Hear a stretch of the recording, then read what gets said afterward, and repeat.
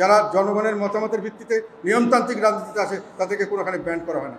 তাদেরকে যদি নির্বাচনে অংশগ্রহণ করতে না দেওয়া হয়, যেটা আমি একটু বললাম, তাহলে 50 ভাগ লোককে বাদ দিয়ে হাসিনা সরকার, ফেসিবাদ যাকে বলছেন, সে যে কাজ করছে এখন সেই কাজই হবে। মানে শেখ হাসিনার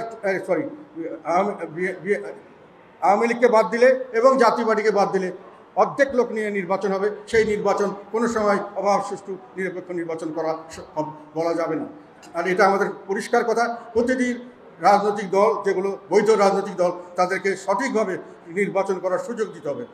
আর উত্তরপাড়া এই পর্যন্ত এখানে রাজনীতিতে কোনো রকম অংশগ্রহণ করেছে এটা আমাদের জানা নেই। তবে এখন পর্যন্ত আমাদের বিপদ আপদ জারি হয়েছে নাগরিকদের, সেটা পুলিশ যেখানে অকার্যকর হয়ে গেছে, সেনাবাহিনী যেখানে গেছে সেখানে আমরা কিছুটা হলো রিলিফ পেয়েছি।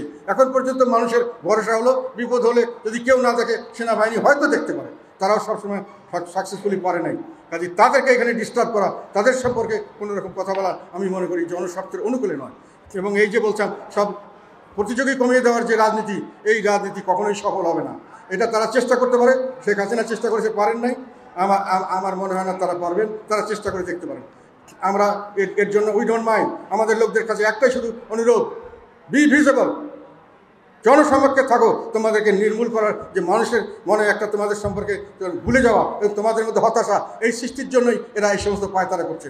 এইসব পায়তারার সঙ্গে আমরা যথেষ্টভাবে আমরা ওয়াকিবহাল আছি এবং এইসব পায়তারা মোকাবেলা আমরা জীবন দিয়ে হলেও করবো। যেখানে আমাদেরকে বাধা দেবে সেখানেই প্রতিরোধ করা হবে, জীবন দিয়ে। শুধু একটা কথা শেষে বলে যাই, যেটার জন্য আমাকে ঢাকার থেকে একজন আজকে বলছে যে উনি কতটুকু রিলায়েবল জানি না, যে আপনি ঢাকায় গেলে আপনাকে অ্যারেস্ট করা হবে।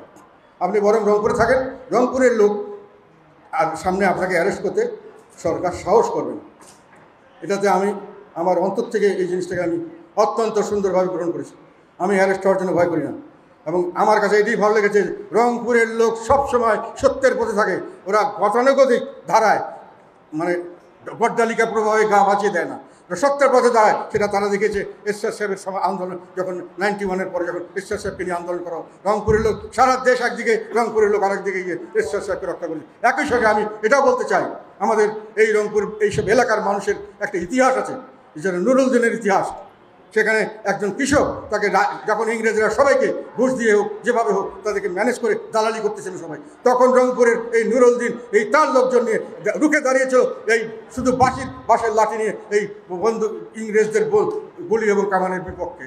তারা বলছিল, এই কথাটা এখনো ইতিহাস আছে, যে কি জাগো বাহে কণ্ঠে সবাই।